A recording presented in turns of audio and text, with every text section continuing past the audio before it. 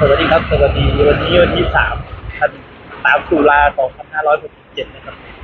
จะเป็นครั้งแรกที่ผมบินอยู่ไต้หวันนะครับแล้วก็เจอพายุ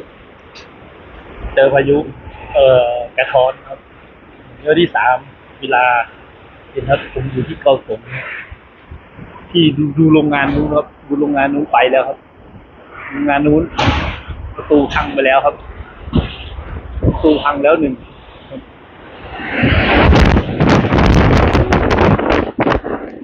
น้ำก็เริ่ม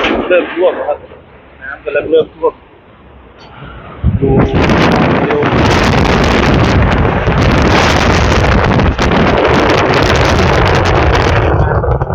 อย่างนี้ว่า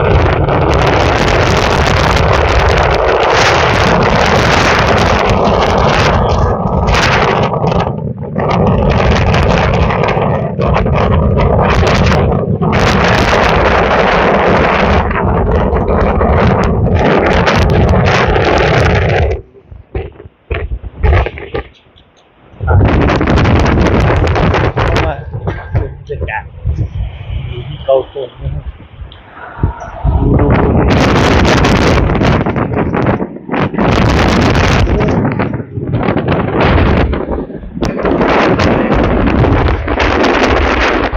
ไปตอนนี้ไฟดับ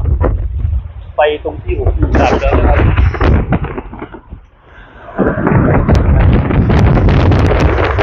โอ้ยล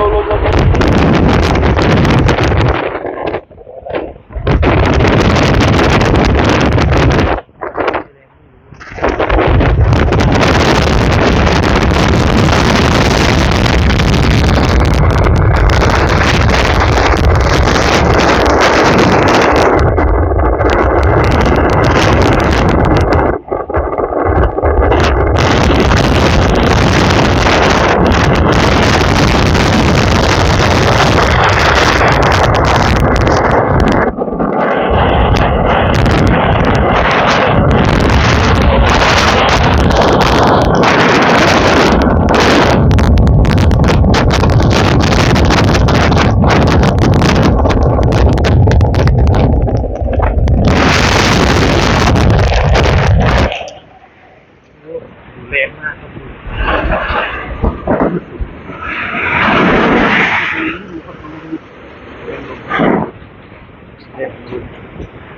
ลมมหาศาล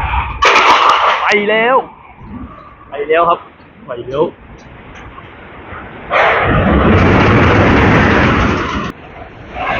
แรงลมมหาศาล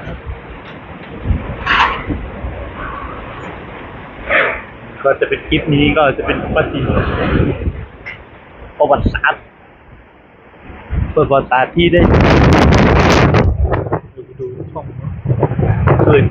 กดไลค์กดแชร์ครับอยู่กับคุณตูโรงงานไปเลย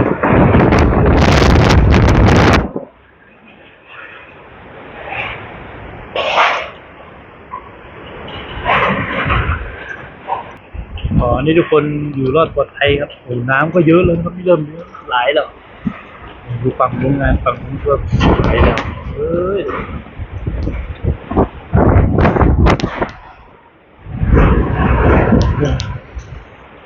เนี่ย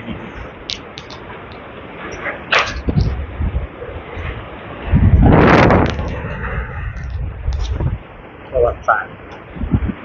สะท้อนเรื่องมาจาก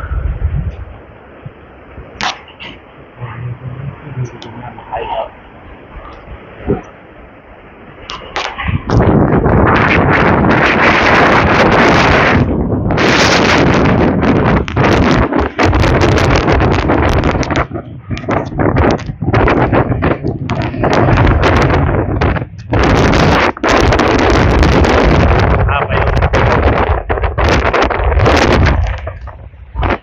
ไปแล้ว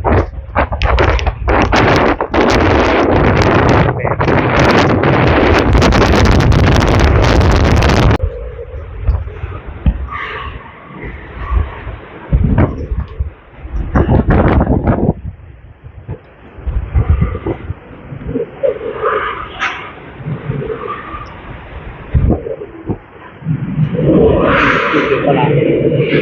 มาถ่ายคลิป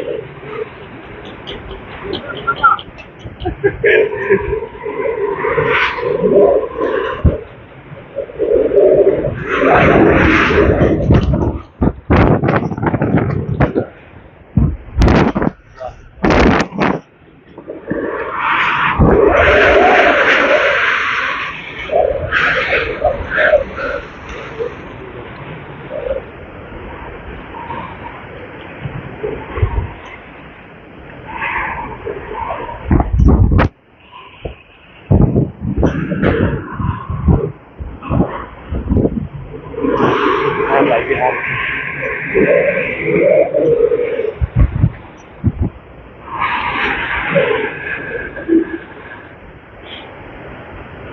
ไปดูคุณไว้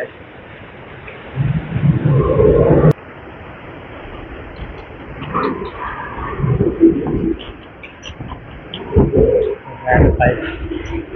งานแล้วติดเสียงไปขนาดพื้นล่างที่ขนาดนี้แล้วตึก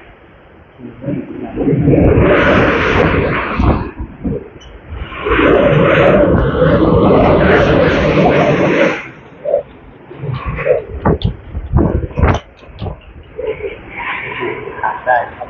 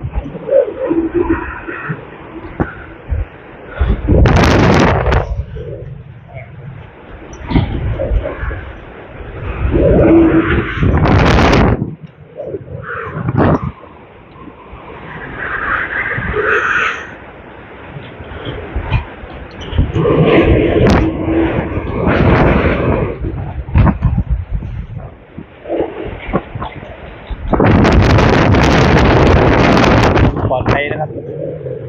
ตอนนี้กำลังขึ้นฝั่งขนาดกำลังขึ้นฝั่งเนี่ย